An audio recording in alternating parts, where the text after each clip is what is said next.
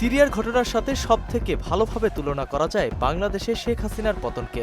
টানা ১৫ বছরে এমন কোনো অপরাধ নেই যা তার সরকার করেনি। বিরোধী শক্তিকে দমানো, রাজনৈতিক মামলা থেকে শুরু করে জেল, জুলুম, গুম, হত্যা এবং মানুষের বাক স্বাধীনতা হরণ করা হয়েছিল। এমনকি পুরো ইন্টারনেট সেবা বন্ধ রেখে পুরো দেশকে অন্ধকারে ফেলে দেয়।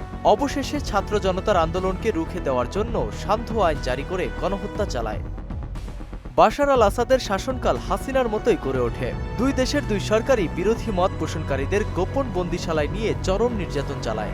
মানবাধিকার সংগঠন সিরিয়ান নেটওয়ার্ক ফর হিউম্যান রাইটসের তথ্য অনুযায়ী বাশারের বন্দিশালায় অন্তত ১,৩৬,৬১৪ জন বন্দী ছিলেন। সেখানে বন্দীদের নামের পরিবর্তে ডাকা হতো নম্বর দিয়ে।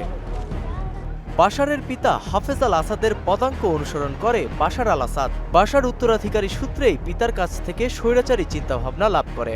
দীর্ঘ ২ যুগের শাসনামলে সিরিয়ার নানা জায়গায় পিতার হাজারো ভাস্কর্য ও প্রতিকৃতি তৈরি করেছিলেন আসাদ। সেই সব প্রতিকৃতি ভেঙে চুরমার করে দিয়েছেন বিক্ষুব্ধ জনতা। এজন্য গত ৫ আগস্টে বঙ্গবন্ধুর মূর্তি, মুরাল, ভাস্কর্য ও প্রতিকৃতি ভাঙার সঙ্গে হুবহু মিলে যাওয়া ঘটনা।